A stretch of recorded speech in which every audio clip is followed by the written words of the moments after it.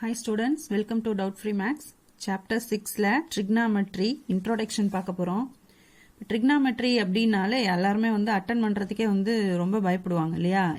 trigonometry அதுவும் compulsory question trigonometry mensuration உங்களுக்கு கண்டிப்பா கேட்றுவாங்க. அதனால சாய்ஸ்ல விடுறதுக்கு கூட வாய்ப்பு இல்ல. சோ என்ன பண்ணலாம், ஈஸியா எப்படி இதுல ஃபார்முலாவை ஞாபகம் வச்சுக்கிட்டு அதுல இருந்து நம்ம சம் போடலாம் அப்படின்றத பார்க்கலாம். ரொம்ப ஈஸி தான். ஃபார்முலா அண்டர்ஸ்டாண்ட் பண்ணிட்டீங்கன்னா ரொம்ப ஈஸி. இது ஃபார்முலாவுமே ரொம்ப ஈஸியா நான் உங்களுக்கு சொல்லி கொடுத்துறேன்.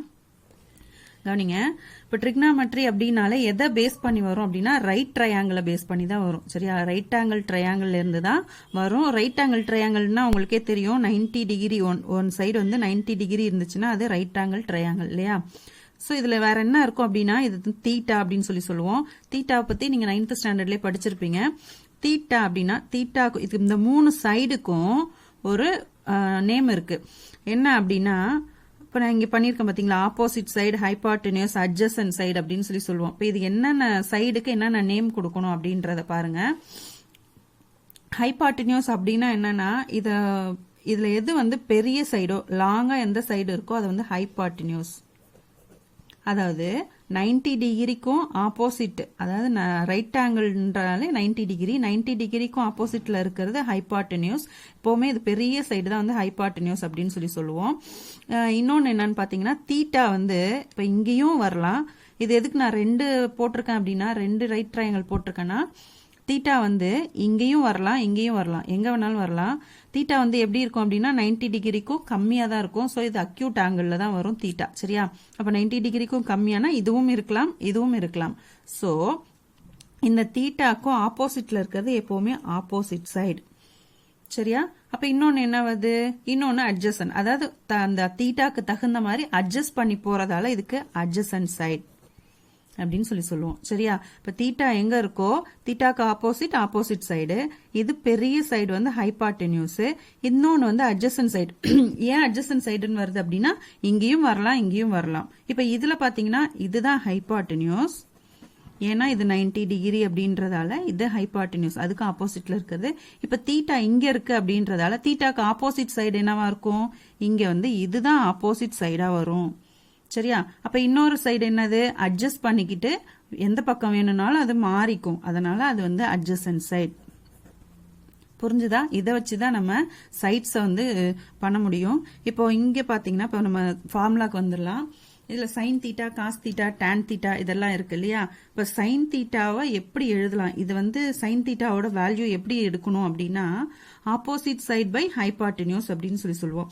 ஆப்போசிட் சைடுன்றது இதுல எது, ஏசி, இதுதான் ஆப்போசிட் சைடு. அப்ப AC divided by, sorry opposite side எது, இதுதான் ஆப்போசிட் சைடு. அப்ப ஏபி டிவைடட் பை ஏசி, இதுதான் ஆப்போசிட் சைடுன்னு சொல்லுவோம்.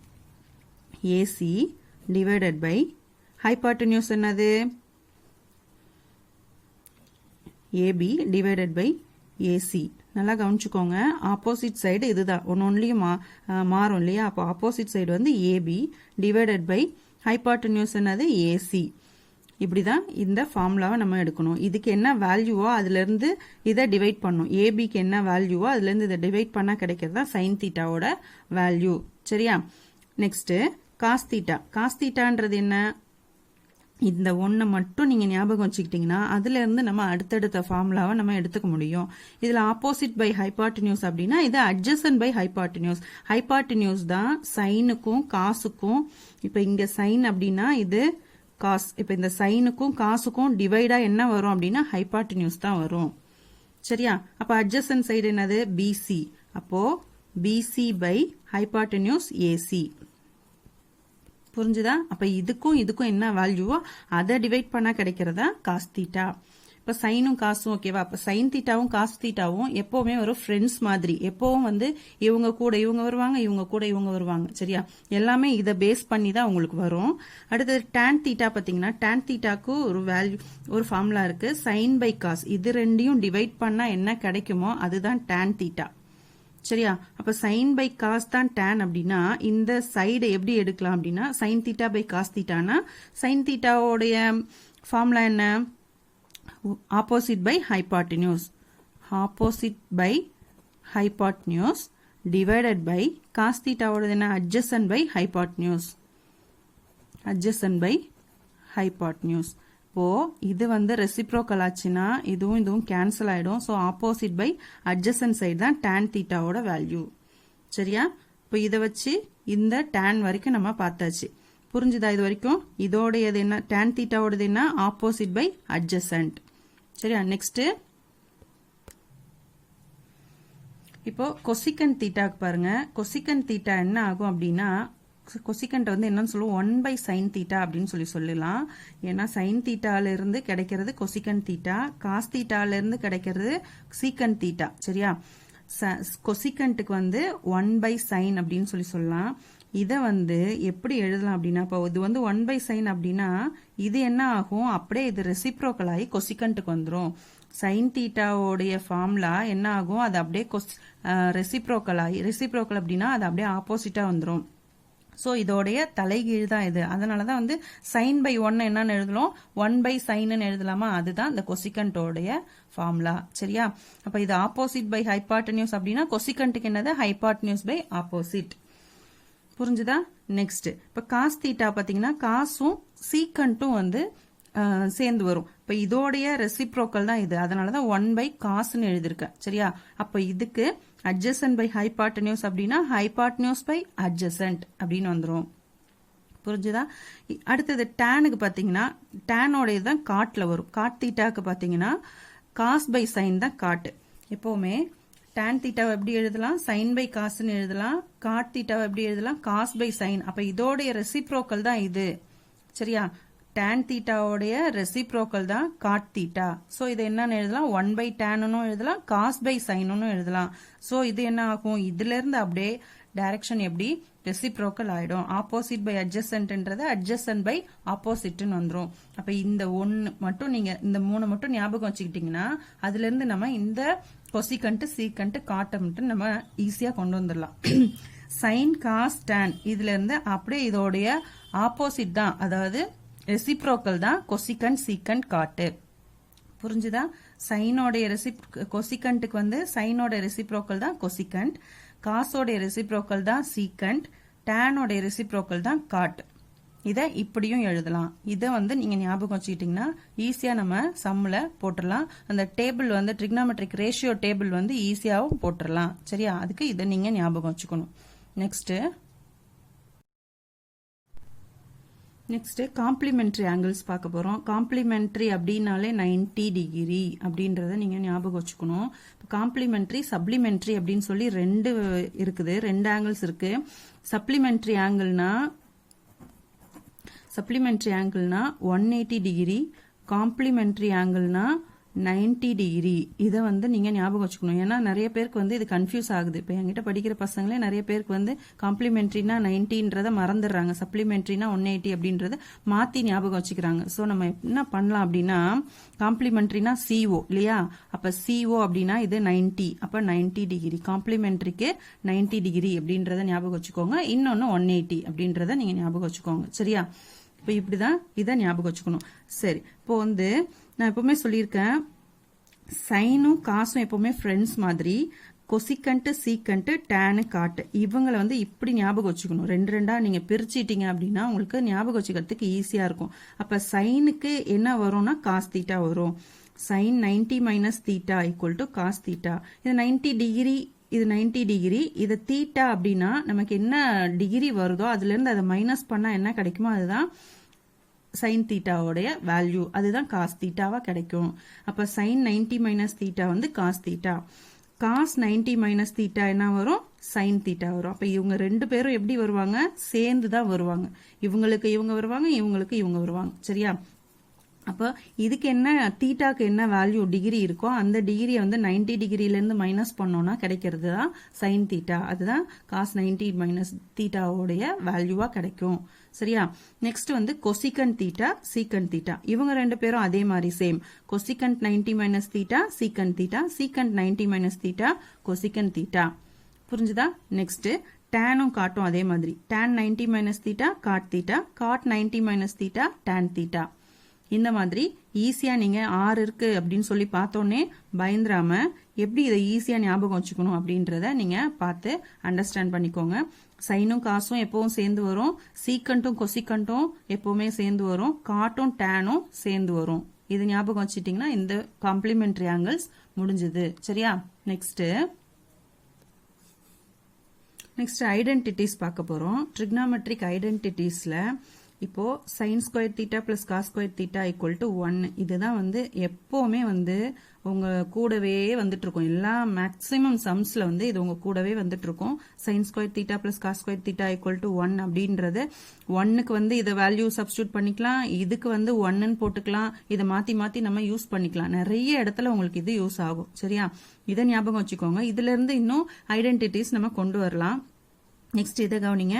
1 plus Don square theta is equal to சீக்கன் ஸ்கொயர் தீட்டா. இதையும் நீங்க ஞாபகம் வச்சுக்கணும். இதுல இருந்து இன்னும் 2 ஐடென்டிட்டிஸ் நம்ம கொண்டு வந்துக்கலாம். சரியா? இதுல இருந்து எப்படி நான் கொண்டு வர்றது அப்படின்னு பாக்குறேன். இல்லனா ஐடென்டிட்டிஸ் மட்டுமே உங்களுக்கு மொத்தம் 9 ஐடென்டிட்டிஸ் இருக்கு. அந்த 9 ஐடென்டிட்டிஸும் எப்படி வந்துச்சு அப்படின்னு சொல்லி ஃபார்முலாவா படிச்சு நீங்க கன்ஃபியூஸ் பண்ணிக்காம இதுல இருந்து இதை எப்படி கொண்டு வரணும் அப்படின்றதுக்காக இந்த 3 மட்டும் எழுதியிருக்கேன். இதுல இருந்து இன்னும் 3 ஐடென்டிட்டிஸ் நமக்கு கிடைக்கும். சரியா? நெக்ஸ்ட் தேர்ட் ஒன் பாத்தீங்கன்னா 1 plus cot square theta is equal to cosecant square theta. இது ஒரு ஐடென்டிட்டி. இந்த 3 ஐடென்டிட்டியும் ஞாபகம் வச்சுக்கோங்க. இதை படிச்சுக்கிட்டீங்கன்னா இப்ப வந்து செகண்ட் ஒன்ல என்ன கிடைக்கும்? tan square theta secant square தீட்டாவும் சேர்ந்து வரும். இதுல காட் ஸ்கொயர் தீட்டாவும் கொசிகன் ஸ்கொயர் தீட்டாவும் சேர்ந்து வரும். இந்த 3 ஐடென்டிட்டி ஞாபகம் வச்சுட்டீங்கன்னா இதுல இருந்து நான் இன்னும் சில ஐடென்டிட்டிஸ் எப்படி கொண்டு வரலாம் அப்படின்றத பாக்குறேன். இப்போ ஃபர்ஸ்ட் ஒன் கவனிங்க. sin square theta plus cos square theta is equal to 1 அப்படின்னா அப்ப sin ஸ்கொயர் தீட்டாக்கு என்ன வேல்யூ, காஸ் ஸ்கொயர் தீட்டாக்கு என்ன வேல்யூ அப்படின்ற ஐடென்டிட்டி இப்ப நம்ம கண்டுபிடிக்கணும். ஃபர்ஸ்ட் sin ஸ்கொயர் தீட்டாக்கு கண்டுபிடிக்கலாம். sin square theta equal to 1 இங்க அப்படியே இருக்கும். இந்த காஸ் ஸ்கொயர் தீட்டா இந்த பக்கம் வந்துச்சுன்னா மைனஸ் காஸ் ஸ்கொயர் தீட்டா அப்படின்னு வரும். அப்ப sin square theta is equal to 1 minus cos square theta. இது ஒரு ஐடென்டிட்டி. அப்ப காஸ் ஸ்கொயர் தீட்டாக்கு என்ன வேல்யூ வரும் அப்படின்னா cos square theta equal to இந்த 1 அப்படியே இருக்கும் மைனஸ் இது சைன் ஸ்கொயர் தீட்டா இந்த பக்கம் வந்துச்சுன்னா மைனஸ்ல வரும் சைன் ஸ்கொயர் தீட்டா. அப்ப இதுல இருந்து இன்னும் 2 ஐடென்டிட்டிஸ் கிடைச்சிருச்சா? மொத்தம் 3 ஆயிடுச்சா? அப்ப இதை மட்டும் ஞாபகம் வச்சுக்கிட்டீங்கன்னா இதுல இருந்து நம்ம 2 ஐடென்டிட்டிஸ் கொண்டு வந்துடலாம். நெக்ஸ்ட் செகண்ட் ஒன் கவனிங்க. 1 plus Don square theta is equal to சீக்கன் ஸ்கொயர் தீட்டா அப்படின்னு சொல்லியிருக்காங்க. அப்ப இந்த டான் ஸ்கொயர் தீட்டாக்கு என்ன வேல்யூவா இருக்கும்? Don square theta equal to இந்த சீக்கன் ஸ்கொயர் தீட்டா அப்படியே இருக்கும். இந்த 1 வந்து என்ன ஆகும்? இந்த பக்கம் வரும்போது மைனஸ் 1 ஆயிடும். சரியா? நெக்ஸ்ட் இந்த 1க்கு என்ன மேடம் அப்படின்னு சொல்லி கேட்டீங்கன்னா 1 ஈக்குவல் டு இந்த சீக்கன் ஸ்கொயர் தீட்டா அப்படியே இருக்கும். இந்த tan ஸ்கொயர் தீட்டா என்ன ஆகும்? மைனஸ் tan ஸ்கொயர் தீட்டா ஆயிடும். அப்ப இதுல இருந்து இந்த ஐடென்டிட்டிஸ் 2 வந்துருச்சா? இப்ப இதெல்லாம் தனித்தனியா ஃபார்முலாஸா படிக்காம இது ஒன்னு தெரிஞ்சிருச்சுன்னா இதுல இருந்து நம்ம 2யும் கொண்டு வந்துடலாம். அப்ப secant square theta minus tan square தீட்டாவோட வேல்யூ என்ன? 1. இந்த சம்ல நமக்கு இது இருந்துச்சுன்னா ஈக்குவல் டு 1ன்னு போட்டுக்கலாம். tan ஸ்கொயர் தீட்டா இருந்துச்சுன்னா அந்த இடத்துல சீக்கன் ஸ்கொயர் தீட்டா மைனஸ் 1 நம்ம அப்ளை பண்ணிக்கலாம். அப்போ இத ஈஸியா இப்படிதான் கொண்டு வரணும். சரியா? நெக்ஸ்ட் சிமிலாரிட்டி அதே மாதிரி பாருங்க. இந்த காட் ஸ்கொயர் தீட்டாவை கொண்டு வரணும்னா God square theta equal to இந்த கொசிகன் ஸ்கொயர் தீட்டா அப்படியே இருக்கும். இந்த 1 வந்து மைனஸ் 1 ஆயிடும். சரியா? நெக்ஸ்ட் இந்த 1 வச்சுக்கோங்க. 1 ஈக்குவல் டு இந்த கொசிகன் ஸ்கொயர் தீட்டா அப்படியே இருக்கும். இந்த God square theta minus God square theta அப்படின்னு சொல்லி ஆயிடும். சரியா? புரிஞ்சுதா? இப்படிதான் நம்ம ஐடென்டிட்டிஸ் கொண்டு வரணும். இப்ப டேபிள் ஆஃப் ட்ரிக்னாமெட்ரிக் ரேஷியோஸ் பார்க்க போறோம். இந்த டேபிள் தான் வந்து நிறைய பேருக்கு வந்து இந்த டேபிள மனப்பாடம் பண்ணணும் அப்படின்னு சொல்லி ரொம்ப கஷ்டப்பட்டு மனப்பாடம் பண்ணி எழுதிலாம் பார்ப்பாங்க. உங்களுக்கு நான் ஈஸியா எப்படி பண்ணணும் அப்படின்றத சொல்லி கொடுத்துறேன். இப்போ வந்து 0 degree, 30 degree, 45 degree, 60 degree, 90 degree இதுக்கெல்லாம் இந்த தீட்டாவுக்கெல்லாம் இந்த சைன், காஸ், டான், கொசிகன், சீக்கன், காட் இதுக்கு வந்து வேல்யூஸ் வந்து என்ன எப்படின்னு சொல்லி எடுக்கணும் அப்படின்னு சொல்லி பாருங்க. இப்ப இதை எப்படி சைன் தீட்டாவோட வேல்யூ மட்டும் கிடைச்சிச்சுன்னா போதும், அதை வச்சு நம்ம மீதி எல்லாத்தையுமே எழுதிடலாம். சரியா? அப்ப அதை எப்படி கண்டுபிடிக்கணும் அப்படின்னா கவனிங்க. இதை வந்து ஃபர்ஸ்ட் 0 டிகிரிக்கு 0ல இருந்தும் 90 டிகிரிக்கு 1 வரைக்கும் நம்ம எடுத்துக்கணும். சரியா? 0ன்னு ஞாபகம் வச்சுக்கோங்க, 1 ஞாபகம் வச்சுக்கோங்க. இப்போ 0லேருந்து 1க்குள்ள என்ன இருக்கும்? அப்போ சென்டரா இருக்கிறது என்ன? 1/2 அப்படின்னு இருக்குமா? ஹாஃப். 1க்கு முன்னாடி ஹாஃப். ஹாஃபுக்கும் 0க்கும் நடுவில் 1/4 இருக்குமா? கால் பகுதி. இது அரை, இது கால் பகுதி. மீதி இது என்னவா இருக்கும்? அரைக்கு அப்புறம் முக்கால் பகுதியா இருக்கும். சரியா? அப்ப 3/4 இருக்கும். இப்ப இதை மட்டும் எழுதிட்டீங்கன்னா போதும். இதுல இருந்து நம்ம எல்லாத்துக்கும் என்ன இப்படி சைனுக்கு வேல்யூ எப்படி எடுக்கணும் அப்படின்னா எல்லாத்துக்கும் ரூட் போட்டுக்கோங்க. ரூட் போட்டுட்டீங்கன்னா இதுல இருந்து நம்ம இந்த வேல்யூஸ் எடுத்து எழுதிடலாம். சரியா? புரிஞ்சுதா? 0லேருந்து 1 வரைக்கும் எடுத்துக்கணும். அந்த 1க்கு நடுவில் என்ன இருக்கும்? சென்டர்ல ஹாஃப் இருக்கும், இங்க கால் பகுதி இருக்கும், இங்க முக்கால் பகுதி இருக்கும். 1/4 3/4 இருக்கும். இது எல்லாத்துக்கும் நம்ம ரூட் எடுத்துக்கிட்டோம் அப்படின்னா ரூட்ல இருந்து கண்டுபிடிக்கிறது தான் சைன் தீட்டாவோடைய வேல்யூ. சரியா? இப்ப 0க்கு ரூட் எடுத்தா என்ன வரும்? 0 தான் வரும் இல்லையா? அப்ப 1/4க்கு ரூட் எடுத்தோம் அப்படின்னா ரூட் 1க்கு வந்து ரூட் 1 தான், டிவைடட் பை 4க்கு ரூட் எடுத்தோம்னா 2. 1/2 வந்துருச்சா? அப்ப sin 30 டிகிரியோட வேல்யூ என்னது? 1/2. சரியா? நெக்ஸ்ட் இந்த ரூட் 1/2க்கு எப்படி எடுக்க முடியும்? 1க்கு ரூட் எடுத்தா 1 தான், டிவைடட் பை ரூட் 2க்கு வேல்யூ ரூட் 2 தான். சரியா? புரிஞ்சுதா? நெக்ஸ்ட் 3/4க்கு எடுக்கணும்னா இப்ப ரூட் 3க்கு மட்டும் ரூட் போட்டீங்கன்னா ரூட் 3ன்னு வந்துடும், டிவைடட் பை 4க்கு ரூட் எடுத்தோம்னா 2 அப்படின்னு வந்துடும். அப்ப ரூட் 3/2 தான் சைன் 60யோட வேல்யூ. நெக்ஸ்ட் இப்ப ரூட் 1 வந்து என்னது? 1 தான் வரும். ஸோ 1 அப்படியே போட்டுடலாம். புரிஞ்சுதா? இப்ப சைன் தீட்டாவோட வேல்யூஸ் எப்படி கண்டுபிடிக்கணும்னு புரிஞ்சுதா? Next cos theta. காஸ் தீட்டாக்கு பண்ணும்போது என்ன பண்ணலாம்? அப்படியே இந்த சைன் தீட்டாவோடைய ரிவர்ஸ்ல எழுதுனீங்கன்னா காஸ் தீட்டாவோட வேல்யூ கிடைச்சிரும். இப்போ ரிவர்ஸ்ல எழுதுனா இந்த 1 எடுத்து இங்க போட்டுக்கலாம். இந்த ரூட் 3/2 அப்படியே இங்க வந்துடும். இந்த 1/√2 இங்கே தான் இருக்கும். இந்த 1/2 60 டிகிரிக்கு வந்துடும். இந்த 0 என்ன ஆயிடும்? இங்கே வந்துடும். சரியா? tan தீட்டாக்கு பார்த்தீங்கன்னா tan தீட்டாவோட ஃபார்முலா நம்ம ஃபர்ஸ்ட் என்னன்னு சொன்னோம்? சைன் பை காஸ் தான் tan சொன்னோம். Sine theta divided by cos theta tan தீட்டான்னு சொல்லி சொன்னோம். அப்போ 0 டிவைடட் பை 1 அப்படின்னா 0 டிவைட் பை 1. டிவைட் பை 1 இருந்தா எந்த நம்பரா இருந்தாலும் 0 தான். சரியா? 1/1னாலும் 1 தான், 0/1னாலும் 0 தான். டிவைட் பை 1 இருந்துச்சுன்னா மேல என்ன நம்பர் இருக்கோ அதை அப்படியே போட்டுக்க வேண்டியதான். சரியா? அடுத்தது இதுல 1/2 டிவைடட் பை ரூட் 3/2 அப்படின்னு இருக்கு. இப்ப இதோட இது டிவைட் பண்ணோம் அப்படின்னா 1/2 இந்த 2 என்னவாயிடும்? 2/√3 அப்படின்னு ஆயிடும். நான் அப்படியே சொல்லி கொடுத்துட்றேன். ஒன்னு நீங்க ஒர்க் அவுட் பண்ணியும் பார்க்கலாம். இப்ப நான் இதை ஒர்க் அவுட் பண்ணி காட்டுறேன்.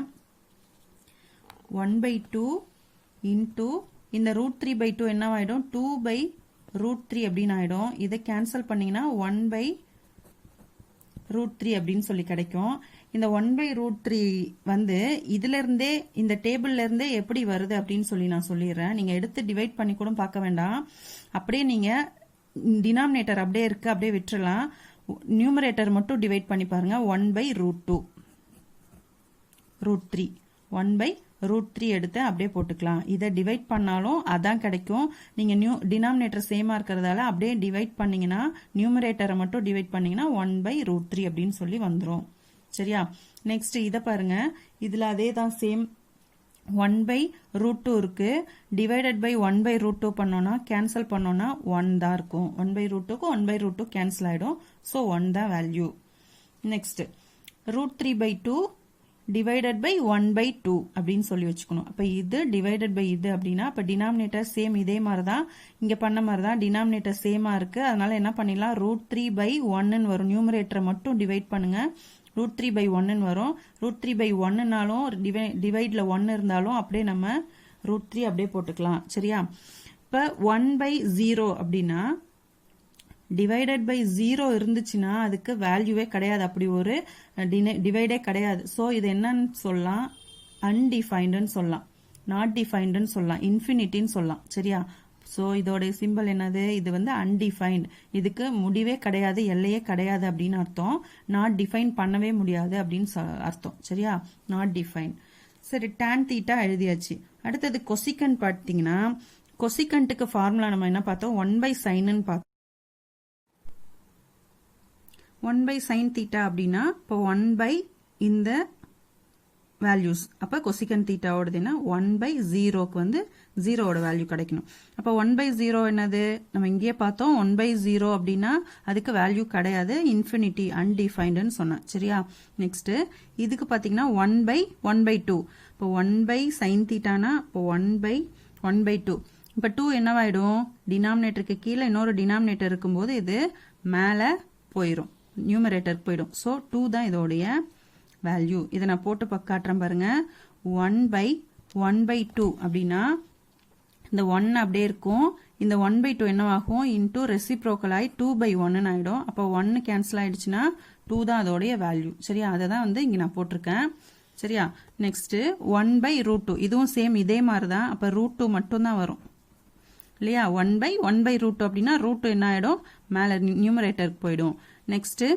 1/√3/2 அப்படின்னா அப்போ 1/2 என்னவாயிடும் மேல போயிடுச்சுன்னா √3 கீழே வந்துடும் அப்ப 2/√3 அப்படின்னு ஆயிடும் நெக்ஸ்ட் 1/1 அப்போ 1/1 என்னது 1 தான் சரியா இப்போ கொசிகண்ட் புரிஞ்சுச்சா நெக்ஸ்ட் சீக்கன் தீட்டாக்கு வாங்க சீக்கன் தீட்டா பாத்தீங்கன்னா சீக்கன் தீட்டாவோட ஃபார்முலா என்ன பார்த்தோம் 1/cosன்னு பார்த்தோம் கொசிகண்ட்டுக்கு வந்து 1/sin அப்படின்னா சீக்கன் தீட்டாக்கு 1/cosன்னு பார்த்தோம் ஸோ 1/cosனா என்னன்னு எழுதிடலாம் அப்படியே நம்ம இதோடைய ரிவர்ஸ் ஆர்டரை நம்ம இதுல எழுதிடலாம் கொசிகண்டோட ரிவர்ஸ் ஆர்டரை வந்து சீக்கண்ட்ல எழுதிட்டோம் அப்படின்னா 1/cosோட வேல்யூ கிடைச்சிரும் நீங்க இதை ஒர்க் அவுட் பண்ணி பார்த்துட்டு இருக்க தேவையில்லை சரியா ஸோ என்ன பண்ணலாம் இதை இங்க ரிவர்ஸ்ல அப்படியே எழுதிக்கலாம் 2/√3 இந்த √2 அப்படியே இருக்கும் இந்த 2 இங்க வந்துரும் இந்த இன்ஃபினிட்டி இங்க போயிரும் சரியா காட் தீட்டாக்கு பாத்தீங்கன்னா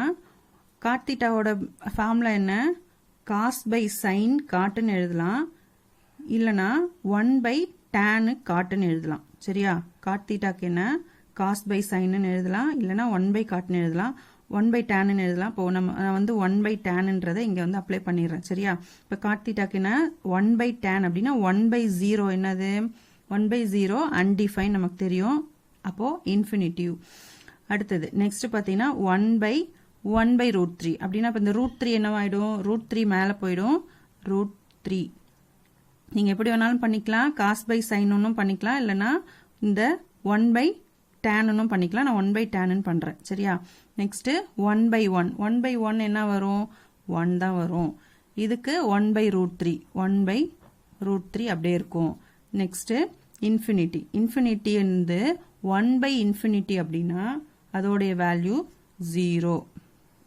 1/∞னா 0 சரியா புரிஞ்சுதா இவ்வளவுதான் இந்த டேபிள் ரொம்ப ஈஸியா நீங்க வந்து சால்வ் பண்ணிடலாம் இதுல ஏதாச்சும் டவுட் இருந்தா கமெண்ட் பாக்ஸ்ல கமெண்ட் பண்ணுங்க Thank you.